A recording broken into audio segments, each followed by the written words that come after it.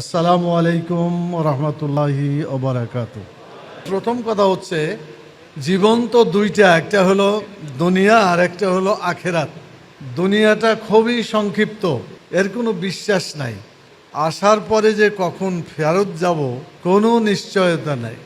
আসার সিরিয়াল আছে কিন্তু যাওয়ার কোনো সিরিয়াল নাই, যে কোনো সময় চলে যেতে পারে। সেই জন্য আমাদেরকে খেয়াল রাখতে হবে যে আসলে আখেরাতটাই হচ্ছে আমাদের জায়গা, থাকার জায়গা, বসবাস করার জায়গা, আরাম করার জায়গা। আসলে প্রকৃত জায়গা হচ্ছে আখেরাত। 2 নম্বর হলো, কোরআন এবং হাদিস সমানভাবে যদি আমরা না বুঝি তাহলে ইসলামকে পরিপূর্ণভাবে বোঝা যাবে না। কেউ যদি শুধু কোরআনের উপরেই চিন্তা করে, হাদিসকে গুরুত্ব না দেয়, ইসলাম সম্পর্কে সঠিক ধারণা নিতে পারবে না। আর প্রথম কথা হচ্ছে, পৃথিবীতে মানুষ দুনিয়াতে আসার পরে যদি জীবনটাকে দুনিয়ামুখী করে ফেলে, আখেরাতকে ভুলে যায়, তাহলে সে দুনিয়াতেও ঠকবে আর আখেরাতে তো মারাত্মকভাবে ঠকবে। আর যদি কেউ দুনিয়াতে আসার পরে সে মনে করে যে এটা থাকার জায়গা নয়, আমাকে আসল জায়গায় আখেরাতে ফিরে যেতে হবে, এই মানসিকতা নিয়ে কাজ করে, তাহলে সে দুনিয়াতেও লাভবান হবে, আখেরাতেও লাভবান হবে। কথা কি বুঝতে পারা যাচ্ছে? জি আলহামদুলিল্লাহ। কোরআন মাজিদের যে আয়াত, রব্বানা আতেনা ফিদ দুনিয়া হাসানা অফিল আখেরাতে হাসানা ওয়াকিনা আযাবান্নার, আল্লাহ দুনিয়ার কল্যাণ দাও, আখেরাতের কল্যাণ দাও, আর জাহান্নামের আগুন থেকে রক্ষা করো। এই দোয়াটা দিনে কতবার পড়ি আমরা? দুনিয়ার সব কল্যাণ আল্লাহর কাছে চাইলাম, আখেরাতের সব কল্যাণ চাইলাম, এর চাইতে মজবুত দোয়া আর হয় না। এই জন্য এই দোয়াটা হাদিসেও আছে, আপনারাও পড়ছেন, পড়বেন ইনশাআল্লাহ, বলবেন। বালতু সেরুন আল হায়াত আর দুনিয়া আল্লাহ আখেরাত খাইরু। এটা হলো সূরা আলার 16 এবং 17 নম্বর আয়াত।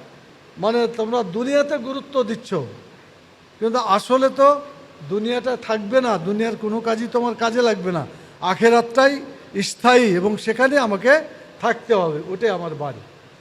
সূরা কাসাসের 77 নম্বর আয়াত, আল্লাহ তাআলা বলছেন, অবতাগে ফিমা আতাকাল্লাহ দারাল আখিরা, তোমাকে যে টাকা পয়সা দিয়েছি তা দিয়ে তুমি আখিরাতের বাড়ি বানাও। আমরা কোন বাড়ি বানাই? খালি দুনিয়ার বাড়ি। সবাই একটা একটা করে বাড়ির টার্গেট আছে। হ্যাঁ, তো আল্লাহ কোন বাড়ি বানাইতে বললেন? আখিরাতের বাড়ি। মানে কোন সূরা? সূরা কাসাস কত নম্বর? 77 নম্বর। তোমাদেরকে যা দেওয়া হয়েছে তা দিয়ে তোমরা কি বানাও? আখিরাতের ঘর বানাও। পারবেন বানাইতে ইনশাআল্লাহ? ভুল হবে না তো? নাহলে আফসোস করবেন পরে। এরপরে গাররাতহুমুল হায়াতুদ দুনিয়া, সূরা আরাফের 51 নম্বর আয়াত। দুনিয়ার জীবন তোমাদেরকে ধোঁকা দিচ্ছে, খালি ধোঁকা দেয়, বলে যে এটা করো ওইটা করো, মানে বিভিন্ন ধান্দা মনের মধ্যে আসে, এগুলো সব ধোঁকাবাজি। এই ধোঁকাবাজি তোমাদেরকে করছে দুনিয়াতে, সেটা আল্লাহ বলে দিয়েছেন। এরপরে হয়েছে সূরা নাহালের 12 নম্বর, ফাল্লাযীনা লা ইউমিনুনা বিল আখিরাতি কুলুবুহুম মুনকিরাতুন ওয়া হুম মুস্তাকবিরুন, যারা আখেরাতের চিন্তা করে না, আখেরাতের প্রতি যাদের ঈমান নাই, তাদের অন্তরটা একেবারে কঠিন হয়ে যায়। বুঝলেন? এমন কঠিন হয় এবং তারা নিজেরা অহংকারী হয়ে যায়। যারা আখেরাতের ভয় করে তারা নরম হয়, যারা ভয় করে না তারা কঠোর হয়। তো আপনারা কঠোর হবেন না নরম হবেন? নরম হইতে হবে। তাহলে আল্লাহ আপনাদের সাথে নরম ব্যবহার করবে। আপনি কঠোর হবেন, তা আল্লাহর কাছে তার চাইতেও বেশি কঠোরতা আছে, কঠিন অবস্থা হবে সেদিন। আল্লাহ তাআলা বলবেন যে আমার পৃথিবী কি চওড়া ছিল না? যেমন আপনারা ঢাকাতে পারলেন না, এখানে রূপগঞ্জে এসে চলে আসছেন, তো জায়গা তো একটা পাওয়া গেছে। আল্লাহ রসুল মক্কাতে পারে নাই, কোথায় পেরেছে? ব্যাপারটা তাই, যেখানেই হোক দুনিয়া অনেক প্রশস্ত, কাজ বন্ধ থাকবে না, থাকতে পারেন। আপনি এই জায়গায় কাজ করতে না পারলে পাশের জায়গায় করেন, যেখানে হোক কাজ করতে হবে, বাদ দেওয়া যাবে না। আখিরাতের প্রস্তুতি এগুলো কাজে লাগবে আপনাদের। সূরা রোমের 55 নম্বর আয়াত আল্লাহ তাআলা বলছেন, এটা এখানেও আখিরাতের প্রস্তুতি সম্পর্কে কয়েকটা বলা হয়েছে। সূরা ইব্রাহিমের 50 নম্বর আয়াত, যে যারা জাহান্নামে যাবে তাদের জামাটা কেমন হবে? মুকাররিনা ফিল আসফাদ, তাদেরকে বান্ধা হবে মানে দিয়ে, শিকলি দিয়ে, চেন দিয়ে। জাহান্নামীদেরকে কি দিয়ে বাঁধবে? শিকল দিয়ে বাঁধবে। আসফাদ মানে হলো শিকল। সারাবিলহুম মিন কাতেরান, তাদের জামাটা হবে আলকাতরা, গন্ধক। চিনেন আলকাতরা গন্ধক? চিনেন না? এইটা জামা হবে কাদের? জাহান্নামীদের। অতএব এখন থেকে সিরিয়াস হতে হবে, আখেরাতের প্রস্তুতি নিতে হবে, যাতে জাহান্নামে যাইতে না হয়, জান্নাতে যাতে যাওয়া যায়। সূরা ইসরার ৭২ নম্বর, বানী ইসরাইলের ৭২। ওমান কানা ফি হাজিহি আমা, ওমান কানা ফি হাজিহি আমা, যে ব্যক্তি দুনিয়াতে কানা থাকবে, অন্ধ থাকবে, ফাহুয়া ফিল আখেরাতে আমা, সে আখেরাতেও কানা হবে। তার মানে কোরআন যারা দুনিয়াতে দেখলো না, কানা হয়ে থাকলো, আখেরাতেও তারা কানা হয়ে থাকবে। ওই যে আগের আয়াতটায় মিলে যায়। আগের আয়াতে বলা হলো না যে কোরআন থেকে দূরে থাকলে কি হইতে হবে? কাল কিয়ামতে অন্ধ হয়ে উঠতে। সেটার সাথে এটা মিল আছে। ওমান কানা ফি হাজিহি আমা, যারা এই দুনিয়া থেকে অন্ধ থাকলো, ফাহুয়া ফিল আখেরাতে আমা, সে আখেরাতেও অন্ধ থাকবে। সূরা ফুরকানের ২৭-২৮ দুটো আছে। ওয়াইয়াউমা ইয়াআজ্জুয যালিমু আলা ইয়াদাইহি ইয়াকুলু ইয়া লাইতানি ইত্তাখাযতু মা'আর রাসূলি সাবিলা ইয়া ওয়াইলাতা লাম আত্তাখিয ফুলানান খালিলা। কিয়ামতের দিনে মানুষ আফসোস করবে, তারা হাত কামড়াবে। ইয়াআজ্জুয যালিম, জালেমরা নিজের হাত কামড়াবে। দেখছেন কোনো মানুষকে নিজের হাত নিজে কামড়াইতে? দেখেন নাই? পাগল টাগলে কামড়ায়, সেদিন ওরকমই পাগলামি করবে, হাত কামড়াবে আর বললে করলাম কি দুনিয়াতে, ইয়া লাইতানি তাখাযতু মা রাসূল সাবিলা, আমি যদি রসুলের পথে থাকতাম তাহলে তো আমি বেঁচে যেতাম, ওই ফালতু লোকদের দলের সাথে থেকে আমি তো শেষ হয়ে গেলাম। এই কথাই বলবে সে। ইয়া ওয়াইলাতা লাম আত্তাখিয ফুলানান খালিলা, হায় হায়, আমি যদি অমুক লোককে বন্ধু হিসাবে গ্রহণ না করতাম। কথা বুঝছেন তো? যারা অন্য দল করে বা অন্য আজে বাজে লোককে বন্ধু বানায়, তাদের ব্যাপারে সাবধান করে দেওয়া হয়েছে। এটাই আখেরাতের প্রস্তুতি হইতে হবে। সূরা তারেক, ইয়াউমা তুবলাস সারায়ের, এটা হচ্ছে ৯ নম্বর আয়াত। ও সামাই ওয়াত তারেকের ৯ নম্বর, যে সেদিন আল্লাহ তাআলা সব গোপনকে কি করবে? ফাঁক করে দেবেন, সব মানে খুলে ফেলবেন, কোনো গোপন থাকবে না। আমরা যত গোপন করি আল্লাহ তাআলার কাছে কোনোটাই গোপন থাকবে না। সূরা কাহাফের ৪৯ নম্বর আয়াতে, ওয়াবুজিয়াল কিতাব ফাতারাল মুজরিমিনা মুশফিকিনা ফীহি ওয়া ইয়াকুলুনা মা লিহাযাল কিতাব লা ইগাদিরু সাগীরাতান ওয়ালা কাবীরাতান ইল্লা আহসাহা। সূরা কাহাফ তো আপনারা পড়েন শুক্রবারের দিন। কে কে পড়েন? হাত ওঠান তো। পড়বেন, এখন যে পড়বেন, কানা দাজ্জালের হাত থেকে যে কোনো সময় পড়া যায়। সূর্য ডুবলেই মানে আরবি মাস শুরু,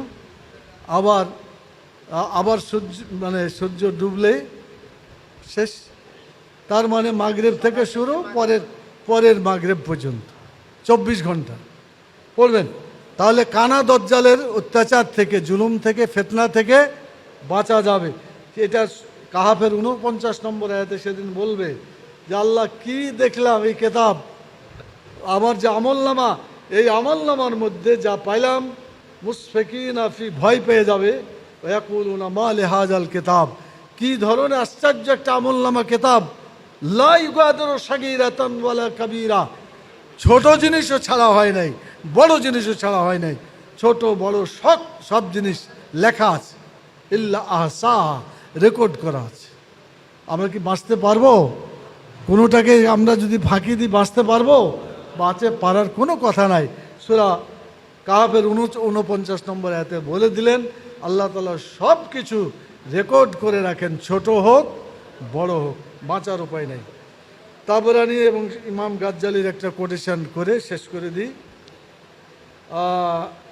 সেদিন বাপ মাও সন্তানের উপর খেপে গিয়ে বলবে যে আমার অধিকার তুমি দাওনি, অধিকার আদায় করো। বললো যে আমি আপনার সন্তান, আমাকে একটু দয়া করবেন না, যে আজকে কোনো দয়া টয়া নাই। আখেরাতে বাপও বেটাকে চিনবে না, বেটাও বাপকে চিনবে না। মনে থাকবে, বাপ বেটার জন্য এত পাগল হওয়া কোনো দরকার নাই, কোরআন হাদিসের জন্য পাগল হইতে হবে। এবং কোরআন হাদিস অনুযায়ী তাদের হক আদায় করতে হবে। আর ইমাম গাজ্জালি মুকশাতুল কলুব একটা ঘটনা বলছে। ঘটনাটা হলো এই, দুজন লোক বন্ধু ছিল, ইমাম গাজ্জালির কথা, দুজন লোক খুব বন্ধু ছিল, তো খুব লেনদেন করতো, টাকা নিত দিত, কোনো ঠিক ঠিকানা নাই। এখন মরার পরে এখন তো দেখছে বেকায়দা, ও বলছে আমি তোমার কাছে এটা পাই, ও বলছে এটা পাই, এই পাওনা দাওনা করতে একজন থেকে গেল, তার কাছে আর কিচ্ছু নাই, আর দিতে পারছে না। তারপরও বলছে যে আল্লাহ ওর কাছে আমি এটা পাই, দিয়ে দিতে বলেন। তো বলছে, আল্লাহ বলছে যে ওর কাছে নাই, কি পাবি তুই, কিছুই তো পাওয়া যাবে না।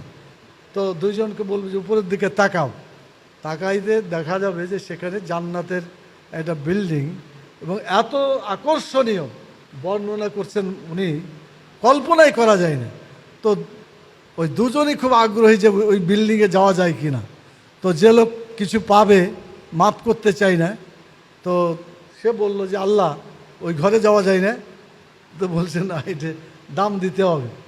তো বলে আমার তো কিছু নাই। তো বলছে না, তোমার কাছে আছে, সেটা হলো তোমার ভাইকে যদি তুমি মাফ করে দাও তাহলে ওই জান্নাতে তুমি ঢুকতে পারবে।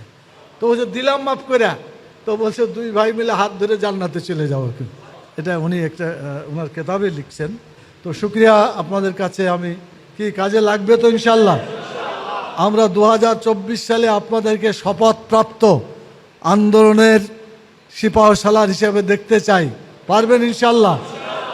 এখনো 6 মাস বাকি আছে, এখনো 6 মাস বাকি আছে। পারবেন ইনশাল্লাহ?